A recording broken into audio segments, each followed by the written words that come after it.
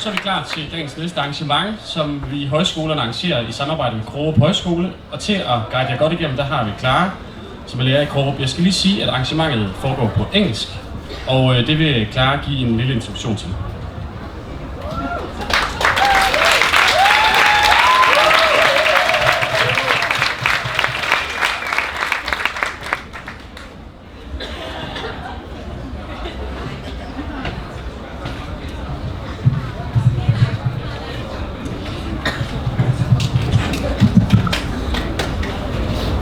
Please rise here if you have looked at your phone within the past 3 minutes.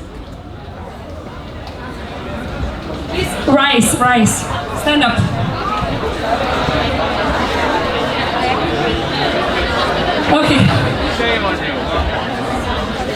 Okay, please rise if you are at the moment thinking about your new Instagram post.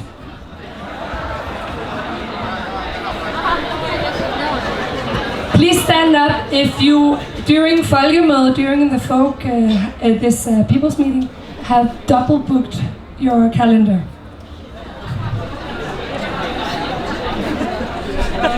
Please stand up if you, during the people meeting, have participated or joined 3 debates within 1 hour. And please stand up if you know what JOMO is.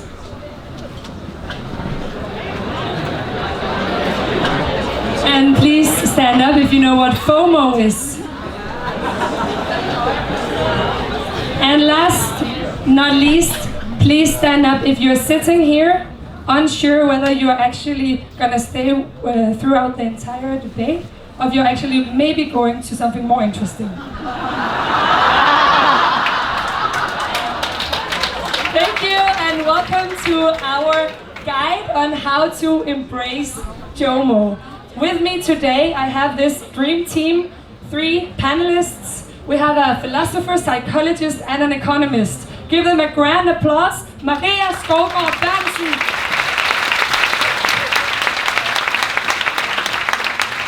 Maria Skovgaard Berntsen from the Danish Confederation of Employers. Yes. And Sven Brinkmann, psychologist and author and professor at Aalborg University. And Vincent Feller-Hendricks, professor of philosophy at the Center of Bubble Studies at Copenhagen University. My name is Clara and I will guide you through this session today. I hope you can all hear me clearly and understand me, and I'll just explain you why I'm speaking English. I think it's the first event in this tent, this people's meeting that we're doing in another language, and it's we're doing it because at the Højskoler, because this is in the Højskole tent, in the folk high schools, we have a lot of international students at different schools, and we thought it'd be nice to make an event where students that don't speak Danish can also join within with their colleagues. So it's nice to see a lot of international students. We have 20 at Krogerup, and I recognize your faces, so welcome here. And why are we here, and why are we going to discuss stress and FOMO and JOMO? Stress has become what we can almost call a national epidemic in Denmark. Around 500,000 Danes express that they feel stress on a daily basis, and I read in Danish statistics that 30,000 people are admitted to the hospital because of stress. Thank you, Vincent. So because of stress, 30,000 people are admitted to the hospital every year, and the past 30 years this has increased. And that has also, with the digital development, formed this concept of FOMO, the fear of missing out. And I would now like to make a round with you guys and hear why do you think we see this development of stress in Denmark from around 6% in '89 and now in 2019 we're talking around 16% of Danes. And of course, I mean, we should always be skeptical about statistics, but there is no doubt that stress is a huge thing, and the fear of missing out, being many places all the time, is a huge tendency in our society. So, Vincent, why do you think we see this development over the past 30 years? Okay, so I'm going to give you an economic answer, a psychological answer, and a philosophical answer all in one. Okay. So back in 1971, when I'm 1 year old, Herbert Simon, who received the Nobel Prize in Psychology in 1978, he prophetically said about the information age to come. Back then, he said that in an information-rich world, you're going to find a scarcity of something else. A scarcity of whatever it is that information consumes. But what information consumes is pretty obvious. It consumes the attention of its recipients. And there you have it. In the information age, it's not microchips or oil, which is the new black. It's our attention as an asset or as a resource.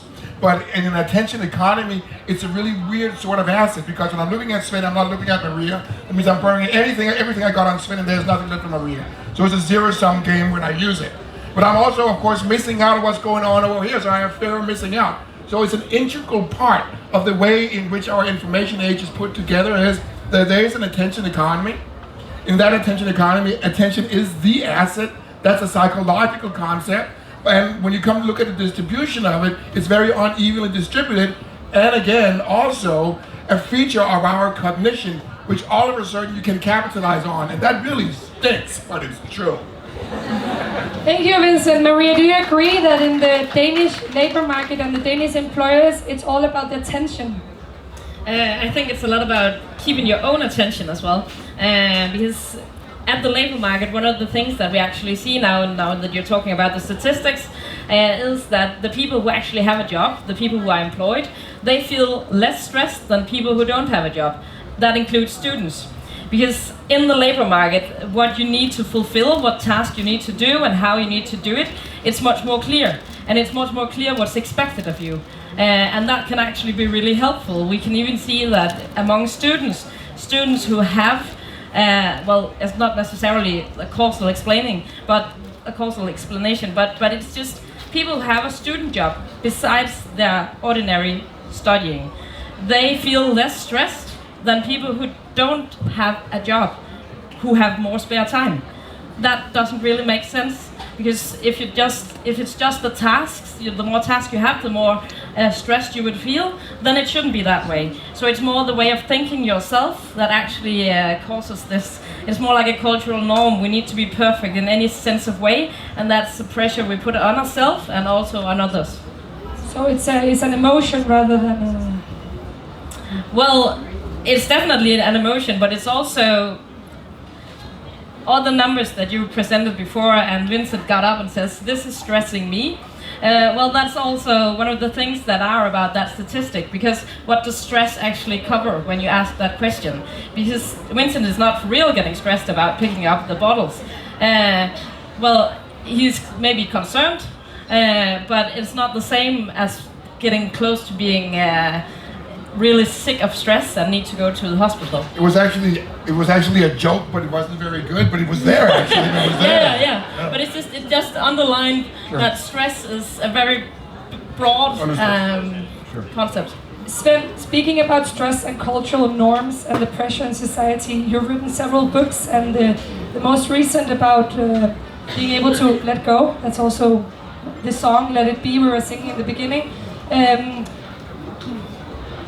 What do you want to say with this book regarding this concept of FOMO, and the people are always or maybe fearing not letting go? The book is now published in English. In Danish it's called Gå glip, and I would like it to have been named Miss Out as an imperative in English, but the publisher didn't like that, so they chose the more glossy magazine thing, The Joy of Missing Out. So that's the name, and it's intended in a way as an antidote. I know that's a pretty big thing to say, but an antidote to this whole development that we're discussing. And of course it won't solve the problem just reading a book. It actually advocates for deeper structural changes, so we avoid individualizing the problem.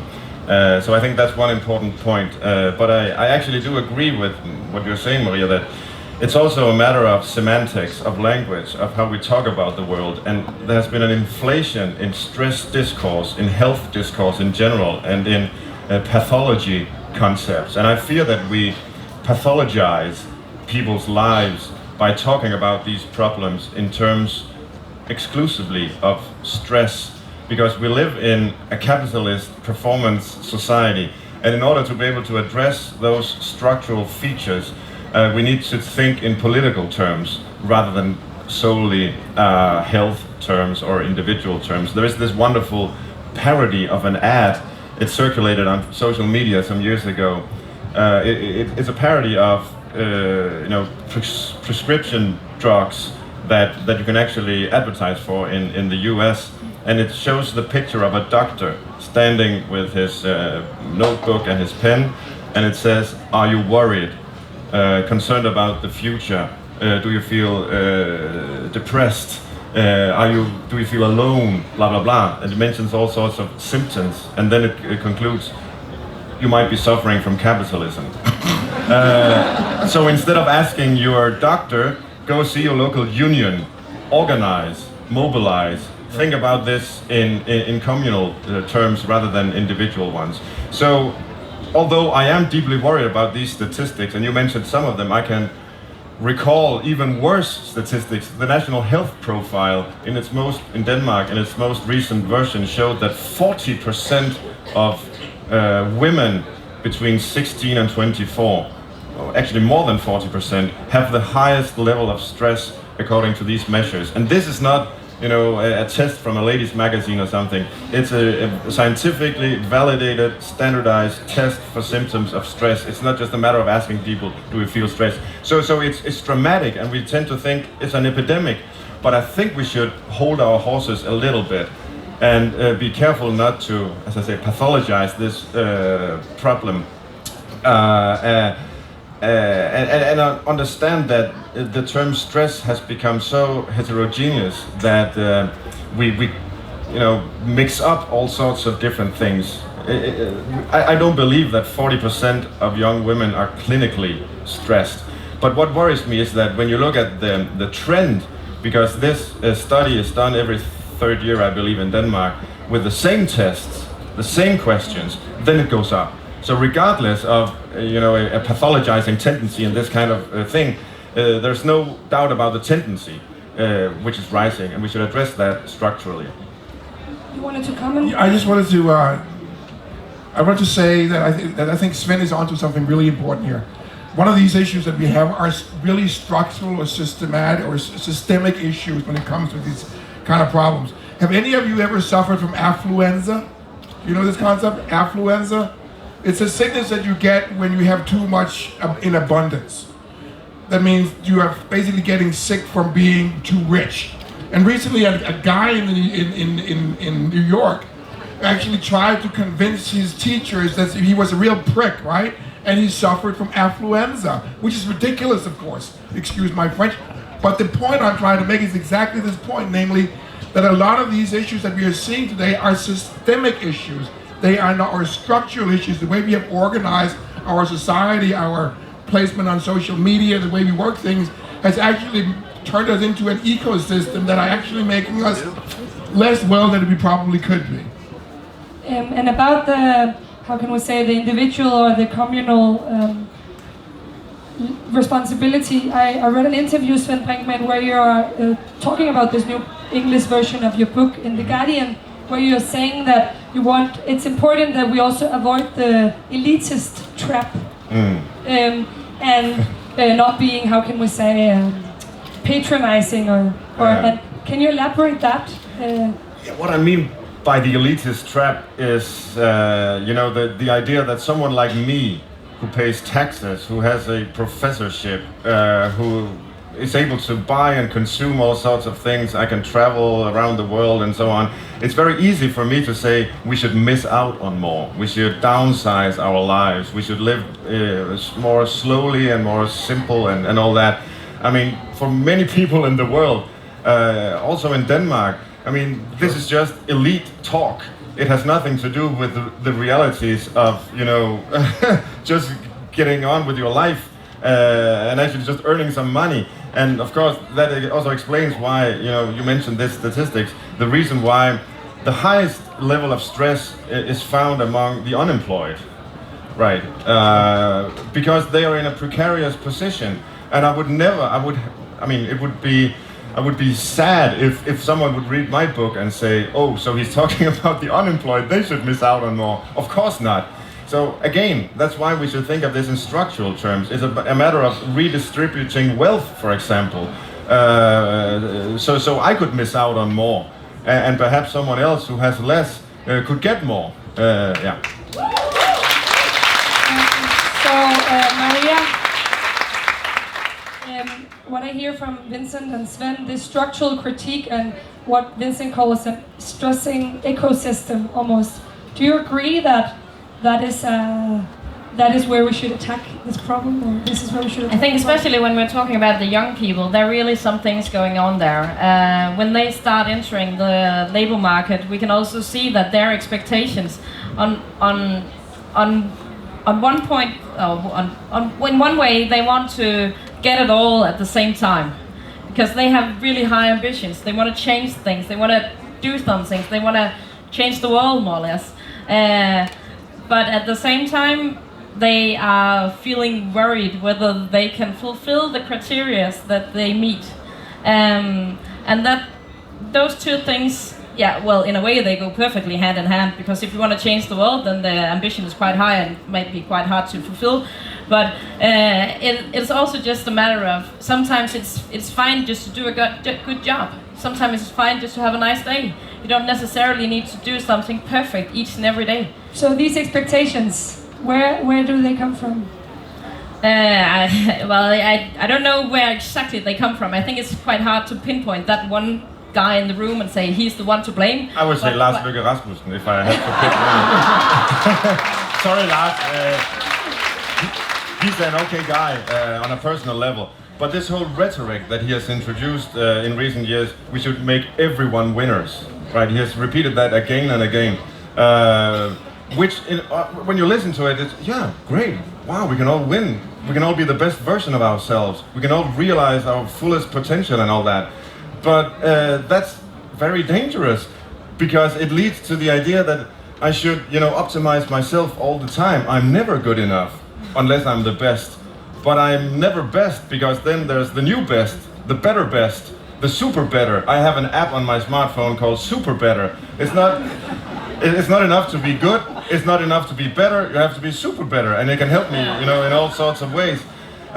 This rhetoric, of course, it's not Lars Løkke's fault. Although he is partly responsible as the, prime minister of this country. Yeah, and even sometimes you can always blame the schools, right? But I think there is a lot of things to gain from looking at the school systems, because right now we are very focused on performance and not so much on learning.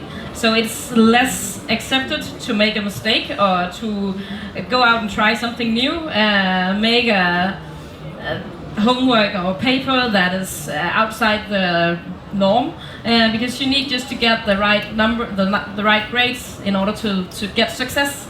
But I think it's very interesting what you're saying, because the reason why we are having this debate in this tent today is that back in February, when I was brainstorming with some of my students, we have an hour in the high school at 10. What should it be about? And what are you interested in? And I asked them, and they're in a school where they're not getting grades. They don't have to perform. It's a high school. We don't have on paper there are no expectations. You don't have to live up to anything. But at the high school, they're also experiencing FOMO. Yeah. They're also experiencing having to live up to tons of things and not being able to let go and feeling stressed. I mean, they get the food, they have everything there, but they're still having this feeling, and they don't have to perform. So maybe it's not only in the schools, like in the formal school system. No, and it's a cultural thing. Yeah, and that's why, just to go back to what I started saying, in the workplace, for example, it's very clear what you have to do to fulfill the criteria.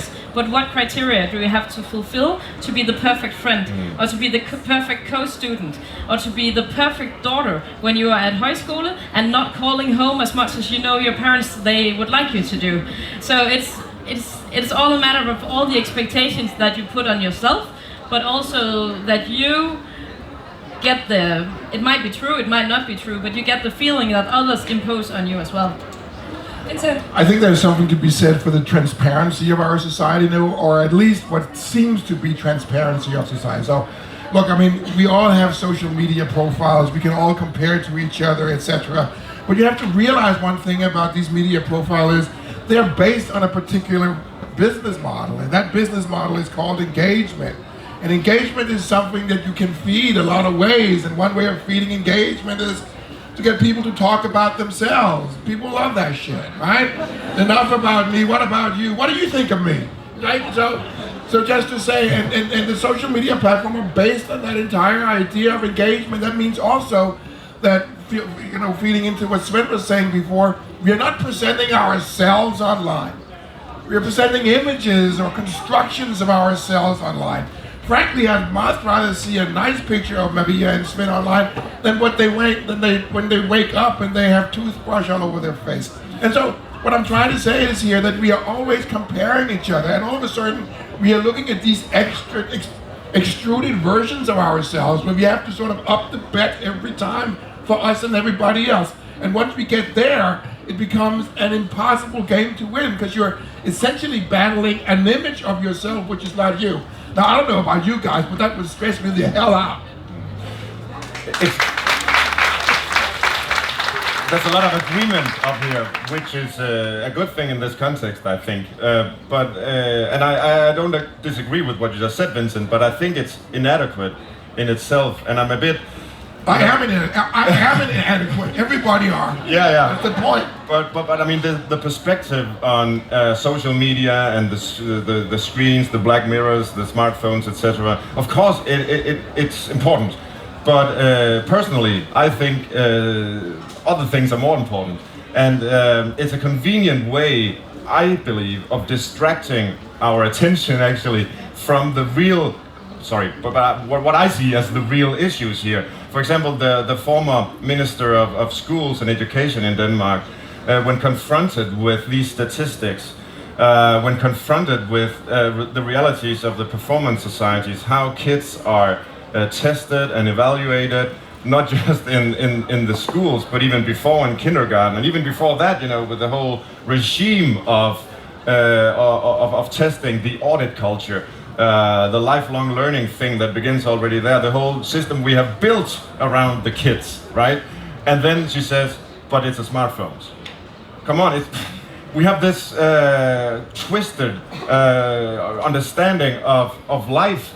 And of course the smartphones, they do play a role, but in comparison to this whole machine that we have built, I think it's rather minor, actually. But look, but these things are congruent. You know, they're congruent. That's true. I mean, a smartphone is an audit system. A teacher is an audit system. They're all audit systems. So it's just a matter of calling it whatever you want. But they're basically an audit. It's a surveillance system type of thing. And surveillance systems, humans don't like that, you know. And I don't blame them for it. So whatever the humans like or dislike or feel, it's actually very nice because we have an entire room here filled up with a lot of people who I believe showed up here today because they are interested or engaged in this topic. And in 10 minutes we're going to open up the floor, and I will invite you guys to share what is important to you or why you feel. Is it the smartphone, or is it the school system, or what is it that maybe make you feel stressed?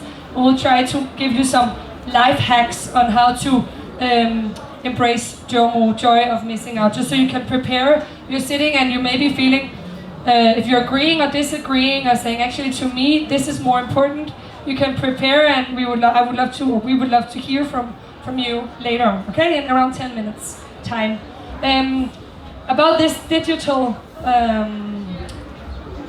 development, we can say, or the technological development. Vincent, you recently edited a book, by now here this year in March, and I know that with this book that it's about fake news and also about FOMO, you advocate for what we could call digital Bildung, digital digital education.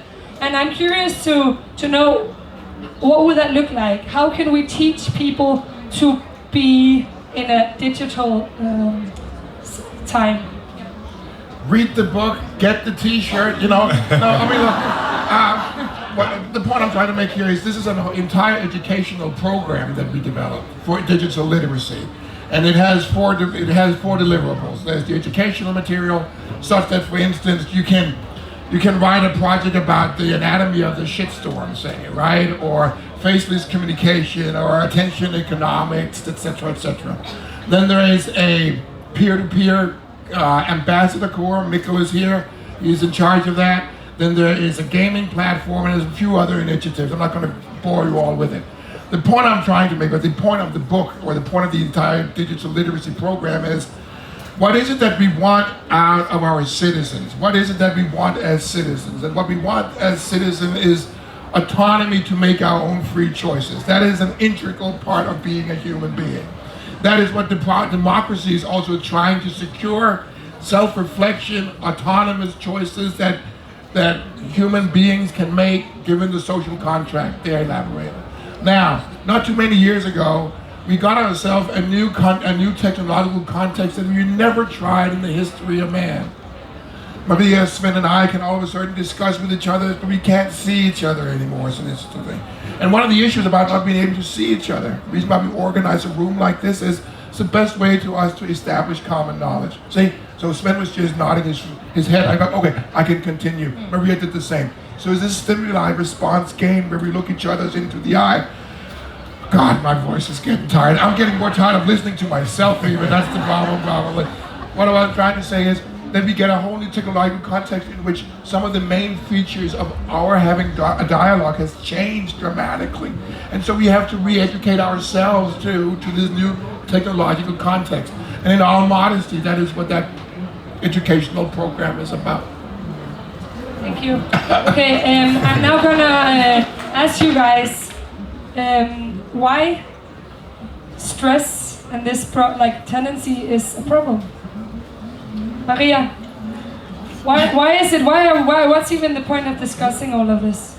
Well, it's a problem on more different levels, of course. It's a problem for the one individual who gets sick, but it's also a problem for the company who is suddenly lacking one of their employees and all the colleagues who now have to figure out a new way to do things in collaboration with their boss. It's a problem for the society, of course, because there's a lot of extra costs connected to this. If you need more medical help, or you need medical care, or you need to talk to a shrink or whatever. So there is a lot of problems, economic problems connected to this. But there is also a question of what kind of society, which you were talking about previously. Like what are we gaining for? What do we want? Where do we want to bring Denmark? And speaking from an employer's point of view, of course, we both want just to talk into the Sustainable Development Goals as well. The number 8 about economic growth and good jobs. Which is just, it's in order to move the world, we ought to have good life quality. That's what drives Denmark. Thank you. But doesn't the SDG number 8, economic growth, to some extent not contradict fighting stress?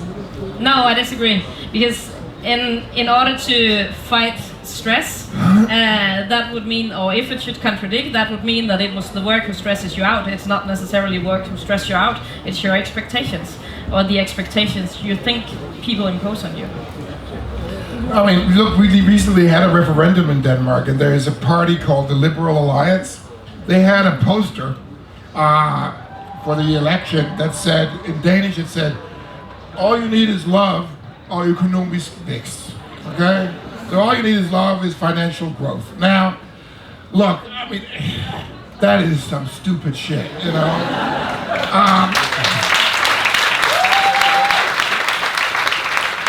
And the reason why it's stupid shit is because it indulges in this running after getting more. But to me, more is different now.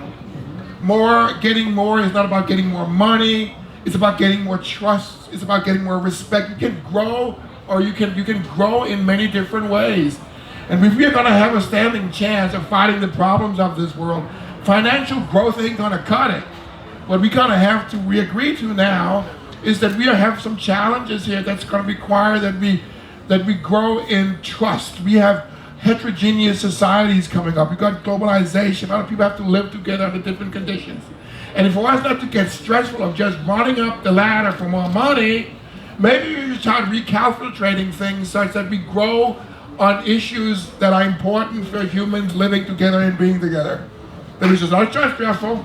They indulge trust, respect, autonomy, free choice, and so forth and so forth. I don't see why you can't grow in that. And if you want to make a buck on it as well, be my guest. But secure humanity first, please. So Sven, growth, economic growth, growth of values, growth of trust, where do you place yourself? Well, sort of in the middle actually, because growth in principle can be fine, it can be not fine. I mean, it all depends on what comes of it. But I would never refer to economic growth as an end in itself. And I think that's where the problems begin, and that's why the Liberal Alliance had this poster about, because they see growth as an end in itself, just as they see love. We all know that liberalists do have a problem with love because they don't think of others except when they masturbate, as Holger said. Sorry. Hey, look, I mean, as Woody Allen would say, don't knock on masturbation and sex with somebody I like. So. I mean, in principle, I'm a bit agnostic concerning growth, but I would raise the question, for what? I mean, and then we can begin to discuss the substance, the qualities, the kinds of lives that we would like to live, and that's the interesting question. And economists have increasingly begun to raise those questions. I think that's very fruitful. I agree. Instead of just asking the instrumental questions, how to get more. Then, for example, Amartya Sen some years ago received the Nobel Prize in economics, talking about basic human capabilities. What are the main ingredients that a flourishing human life should have, and how can economists sustain that? Those kinds of questions are now appearing, and they're really important. Amartya Sen, who developed, we can say, the Human Development Index, the way that we're now how can we say, listing countries on human development, right? That not only focusing on economic growth, but also literacy rate and fertility rate and health, etc. Coming to health again, the question I asked Maria, why is this even an important question to discuss? Sven, I'm going to ask you the same question. Because it's about human suffering, basically, and how to interpret human suffering. I mean, as humans, we suffer. Like all other animals, but we have a reflexive relationship to our suffering. We want to give it meaning, and then we feel stressed, we feel depressed, we feel anxious, and so on. And we have to figure out where does that come from, what does it tell us, what does it communicate. And there is an industry ready to say that it communicates massive epidemics of health problems. We should treat that with my colleagues, the psychotherapists, the psychologists, and the drugs, right? Almost 10% of Danes aged 15 now have a psychiatric diagnosis. Again, I mean, some of those diagnoses are certainly warranted and legitimate, but I see this inflation of the diagnostic and the health rhetoric as part of the problem, really. We should have more finer ways of understanding these things, existential understanding. Some of this is just part of the human condition. I mean, it's not easy to have this reflexive understanding of suffering and yourself. Some of it is about, you know, political structural changes, and they should be addressed as such. And some of it, obviously, is also about health. But we put it all in that box now, and I think that's not helping us. Vincent, to you, what is the main problem what's the root problem of stress? Well, as my esteemed colleagues would have, I think they probably had a better understanding of it. But look, so let me do a personal angle on that, okay? And see if I can generalize from there. Look, these days we are being asked to have opinions on God knows what, right? We have to have opinions like we wear clothes all the time. We have to have an opinion as to the labor market policy, as to how people are, as to. And we can always get rid of our opinions online because we can upvote and like and click and whatnot. And so we invest our opinions all the time. Sometimes it's qualified, sometimes unqualified. But I don't know about you guys, but I'm pretty sick of having to have opinions on everything, okay?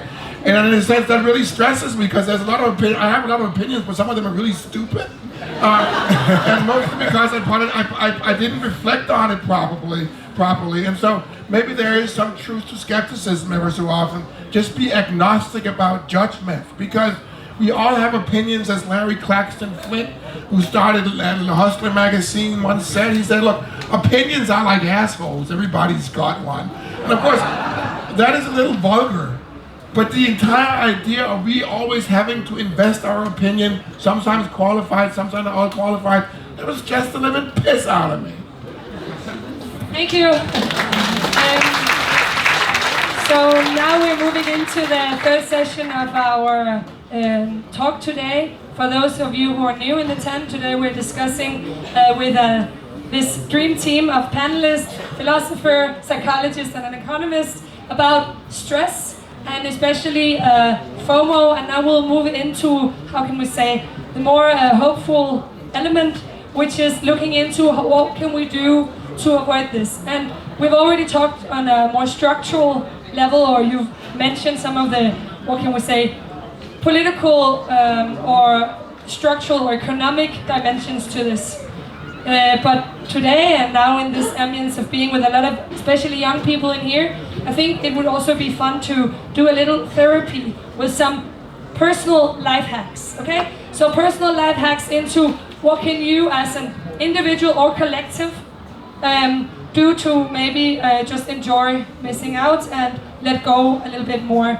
And to do that, I have this beautiful throwing microphone. And because you guys are way too many people, I can basically throw it out, and you have to speak like this in it once we turn on.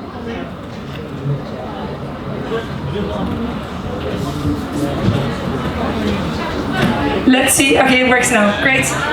Amazing. Okay, so you speak like this. This is demonstrating it, right? And with that, I have a student of co-op helping me out to write. And give a grand applause to Emma.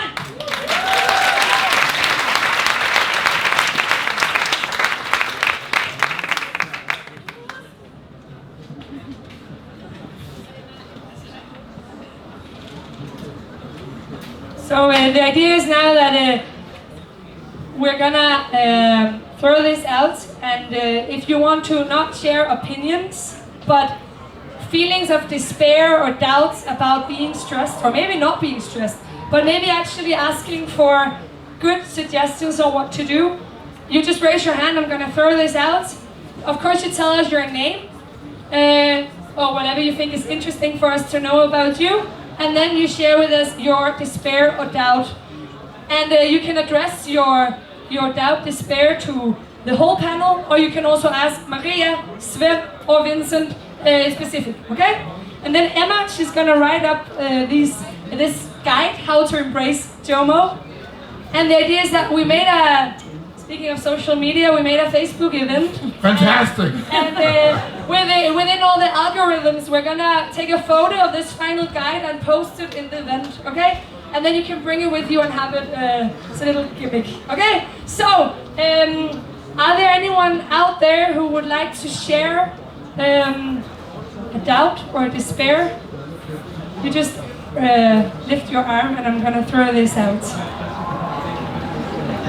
Okay, throw it to us then.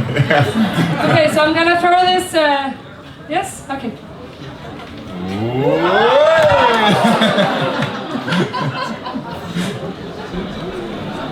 That was a perfect throw, thank you. It's kind of more of a despair related to the future. I've been thinking a lot about, like, one day I would like to be a father, and I was thinking how I can introduce the internet to my son, for example. Because I got introduced to it through video games and with my brother, like in a social way. And I'm just wondering what is like the best way of introducing the internet to another person so it won't have like a negative impact. Stefan, are you asking the question to the entire panel or to a person in The specific? entire panel. All right. Who wants to answer and how to teach your kids He's about the the expert. internet? He doesn't have a Facebook account. I have a mole profile. Doesn't everybody have a Facebook account? Well, I have a mole profile. I don't have one personally, but I do have a shadow one. Are you on TikTok? I'm on, take your favorite pick and I'm on it. No. Anyway, so the question, look, I mean, I am not advocating here internet abstinence in any way, shape, or form. In no way, shape, or form. There's a lot of very good things to be said for being there.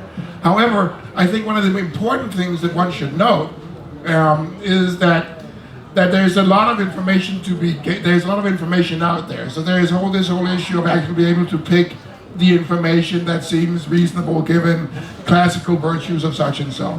Of course, you can't tell a 1-year-old that. The problem is, of course, that people are getting introduced to the internet and social media by the time they leave their mother's womb, really. I mean, pretty close to it. So what I'm trying to say here is that one of the things that we should pay really good attention to is to get the kids also to understand that they are the product. So And that's the danger. If you would phrase this into a life hack. Don't be a... Teach your kid to be a product. No, don't teach them. Place them in the kindergarten. It's product placement. That's right. Yeah. Don't be a product. Or be a product, but no, please. First life hack on how to embrace JOMO, the joy of missing out, is don't be a product. Thank you. There was another guy. Yes, can you throw the mic? Yes, amazing. Thank you. Hi, I'm Emil. I'm a teacher, newly educated, and I'm sort of I'm a drama and science teacher, and very often I'm at the moment right now I'm standing in a place where I don't know where should my focus lie, and how do I get to be better at my subjects? Who am I? How do I meet the people that can create that? I'm standing there, trying to be everything, and at the same time I have to guide young people as a teacher who are facing the exact same problems that I am. And how the hell do you choose what to do with your life? How do you choose what to do?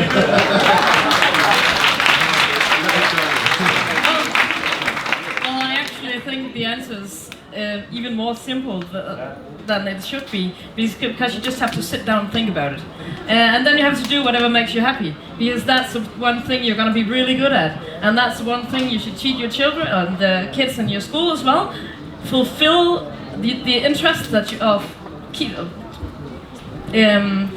just expand your knowledge in whatever interests you, because that's going to make you creative.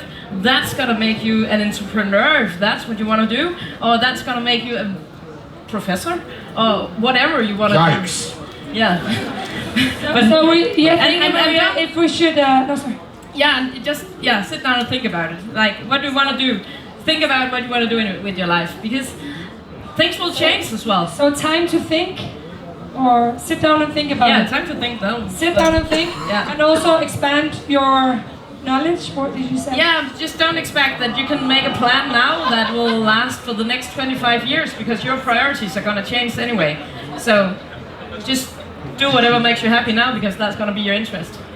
Can I add a small yes, thing? you can. Because this, I mean, I really like your answer, but it's a very big question, of course. How should I spend my life? What should I do? I like to think of this in practical terms. I recently did a radio program together with Søren Ulrik Thomsen, who, in my opinion, is the greatest Danish poet. The highlight of who is alive today. The highlight of this Folkemødet for me was that Søren Ulrik walked and waved to me. He waved to me. And he said something very interesting in this radio program, because there's so much to read. It was about what to read, why do we read, what do books mean in our lives, and this is a more condensed version of your question and this whole idea of FOMO, right? Oh, I miss out if I read this book, then I don't read that book, and so on. And I think many of these questions actually operate, if you will, in a dynamic between desire, the hedonic, the joy, and duty, on the other hand. And he combined them in a little life hack that I will share with you. Namely, he said, choose a book based on your preference, on whatever makes you happy, on what you feel like reading. Make that the basis of your choice, but continue reading because of a sense of duty. That's right. I think that is really, really good. So, and extrapolate that to other areas in life. I think it's very useful. Fall in love. Choose this person because of a preference, of a personal liking, but continue staying with this person even if she is annoying or becomes old and grey, because of a sense of duty also, because that's also love. Right, the duty of love and so on. So it can be used in all sorts of ways, and I think, sorry, I'm rambling. Thank you, thank you very much. Great. We wrote, choose what you like and keep doing it. Because of duty. Because of duty. Yeah. So choose with the heart and continue with the brain. Yeah, that's the way of saying it. That's a good answer. All right, we have many more dilemmas, so we're gonna move on. I think, can we have, without feeling stressed, can we throw the ball all the way down here?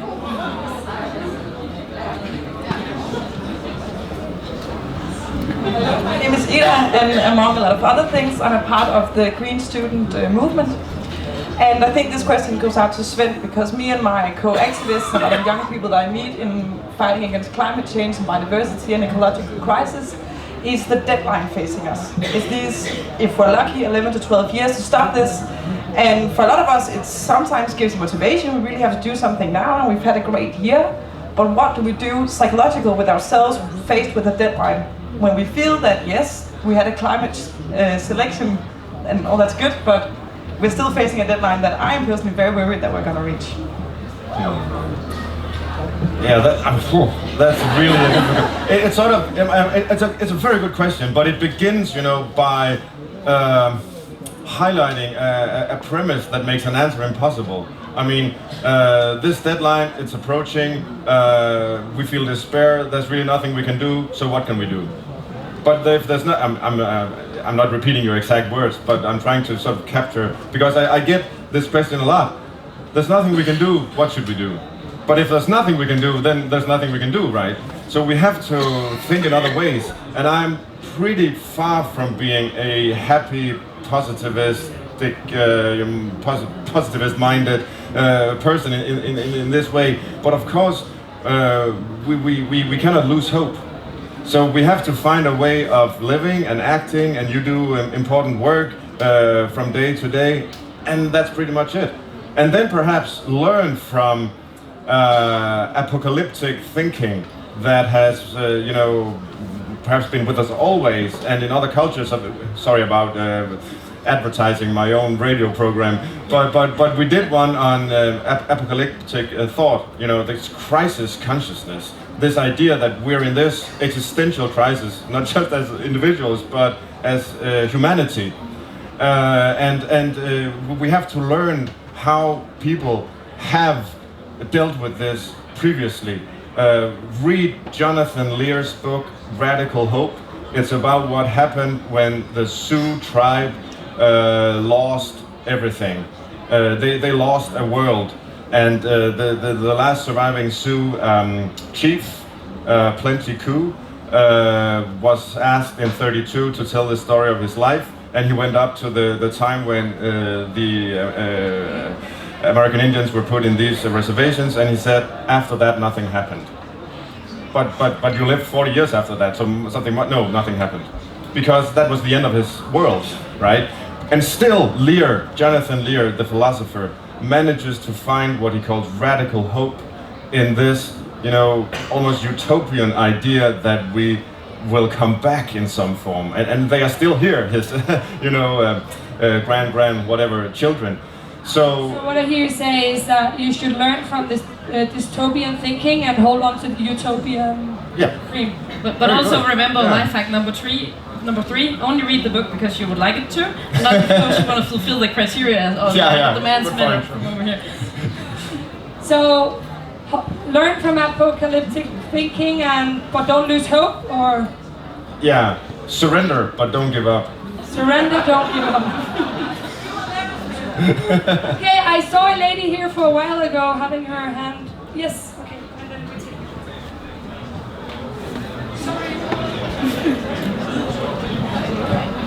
Hello, my name is Gunvar. I'm a general practitioner in praktiserende læge.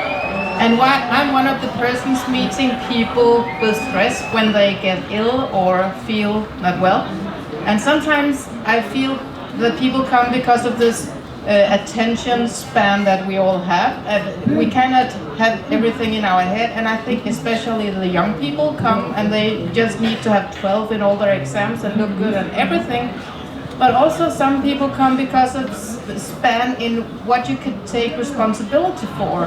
Then the mothers come, they have kids and work, and the leader at the work is not very good, and all other things. So I think it's both attention and responsibility. But my problem is that when I try to help, first I have to give them a diagnosis if they need to have money to go to a psychologist. That's one problem. That's not my point here. The point is that it's an individual responsibility to solve the problem. How do we as a society, i vores fællesskab, as friends, what do we do not to keep it as a personal responsibility to prioritize our attention and responsibility? Thank you. And are you asking this question to a specific person or whoever you can? I would say reclaim victimhood. Make it okay to be a victim. That's perhaps the last great taboo in our culture. We're not allowed to be victims, but we are, right? In many different ways, in many different contexts, and we should reclaim a language to talk about that. That would lift a big, burden from people's shoulders, I believe. Don't be a victim, but don't be a sucker either. Look, I think there's some truth to be said that the victim issue is a big issue. However, look, we have to prioritize. There is just no other way. And that also means that we can always take the responsibility and say, look, that's going to be somebody else's call to make. Now, I don't know about you guys, but I breast myself of actually having a free will, and I also breast myself of not somebody it might be under pressure. But damn if I will be a sucker. And I think not being a sucker is also reclaiming yourself. Okay, so reclaiming yourself. Maria, about this issue that our doctor she raised, what is the responsibility of employers in this context? Well, to start out with the employees actually, because I think one of the things you have to do there, if you have, you said like what maybe the leaders are bad. Well, tell the leader that he's bad if he's bad, because that's actually also a solution. Talk among both colleagues and the boss and the employees. Sorry, and there is a system at the organized labor market where you actually can do this if you don't want to do it on your own. So like go to the organized system and get help from your union. They are there for you, and that just well, that's kind of the same things that you're saying. Like don't just sit back and be a sucker.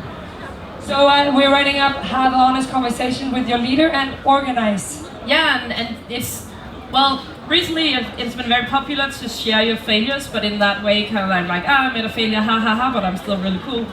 And that's just show your failures. I tried something, it didn't work out. Even failing is sort of instrumentalized, and there's a thing called graceful failing, or something, failing gracefully. Yeah. I mean, come on, we just fail most of the time. Yeah. It's not graceful, right? So it's and you can employ, you can try to get a job, but you weren't the one who got chosen. Well, bad luck, but that just happens sometimes. This is be a part of being a human. Thank you. We have 2 young people that raised their hands. I'm going to take both of you as the last inputs. We have 3-4 minutes left. So both of you, and then you can all of you try to answer. Yes. Hello. Good. My name is Matthias. I'm from Go Højskole. And Maria, question for you. I feel I have a concern that there are some people in our society who might have to take a bigger responsibility, and I feel like they don't have enough climate stress. I'm talking about the employers, the leaders of big companies. What do you do about that? Help. And if you can pass on the mic over here, we'll take another question or dilemma to spare. Yes, my name is Ida. And it's a question for all of you. If you can have the mic a bit closer so yes. people in the back can also hear. And it's maybe a thought on just the whole this thing about actually making a list of how to enjoy JOMO, because it actually stresses me out as well. Because now I have to live up for like, how am I JOMOing enough? So it's like, maybe like a question of, should I...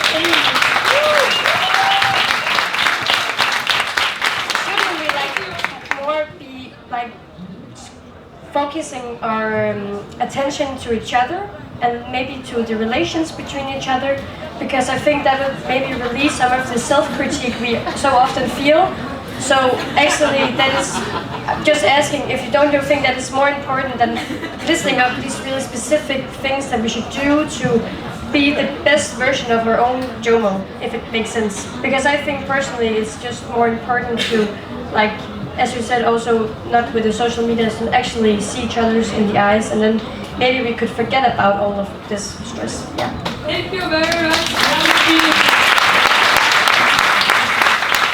On that note, we're gonna round today's talk up by trying to both answer on Tobias and Line, Matthias and Line's, Ida. Close enough. Ida's despairs, and also round up on our talk in general. And if you have any life hacks, I think we can also learn from Ida and add, don't use this list, and perhaps focus on attention with each other. Add that to the list. Okay, Vincent, you can start. I can start, yeah. Okay, so I think there's something very true to be said about not being stressful to actually meet the JOMO criteria. So I think one of the things that humans are good at when they work well, the best is that they are in an equilibrium state, right? So there is a state in which they feel balanced. Now that scale tips ever so often. But there's one place where I don't think that we can afford ourselves to get our balance tipped too much. And that is, you can try to insult me to say I'm a Negro. Yeah, that's true. It's a contingent fact of life. Good for me, good for you. But just don't insult my intelligence. So if Sven comes to me and say, look, you're just about as stupid as possible, that would probably insult me somewhat. And so what I'm trying to say in here, one of the things that you cannot take away from humans is that if you start insulting their intelligence, that pisses them off for good reason. So what I'm trying to say, don't take the bait. Don't take the bait in the sense of saying, don't insult your own intelligence just because somebody might have a good output. Don't insult your own intelligence, period. Done, I'm done. Yeah. I can't even, don't go for me. We're going to quickly move on to Sven because very quickly. Yes, Yeah, so I'll be brief. Right, I love the paradox that you point out. You know, it's when JOMO as an antidote to FOMO itself becomes something you shouldn't miss out on, and it becomes stressful because you should be the best version of yourself, which includes JOMOing the right way, right? Then it's a paradox that we cannot escape. So perhaps get rid of the entire idea of best versions and maybe just try to be an okay version. And maybe not just even of yourself. I mean, that's not very creative, is it? But just of a human being, right? So just be human, really. Which is hard enough. I mean, we can be inhuman very quickly, so it's not easy. But I think it's more conducive to solving these issues than being the best version of yourself all the time. Also when it includes JOMO. Thank you, Sven. And Maria, if you can also answer the question of our student from Grå Højskole and also round up as quick as you can. Yes, sure. I think actually, well, a lot of companies, they are already looking at this market as a great opportunity. And I think that's really what you need to get even more attention to, because just like the windmill industry, they have made tons of money on trying to be innovative and trying to find new solutions. That's what's gonna drive the entrepreneurs into actually making new solutions to problems that we haven't been able to solve before. Then there can be someone who will be a bit more slow, and of course there's regulation on pollution and everything else. So that of course still needs to exist. About the other things, I don't really want to add that much to what Ida said. I think it was a very nice ending to this. Have ambitions, but don't feel limited by them. I mean, we shouldn't add more points because we now have 10, and I know from a commercial perspective, if we're going to market this, it will never work with 11. That's right. So, and I have an appointment now, so I have to leave. So I think we should stop. We're gonna stop. We can write up. You can write me while we're giving you guys a grand applause. Let's give.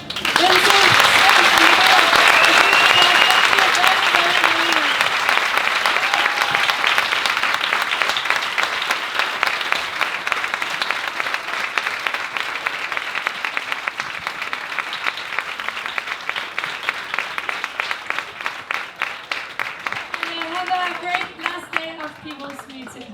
Yes, thank you for coming.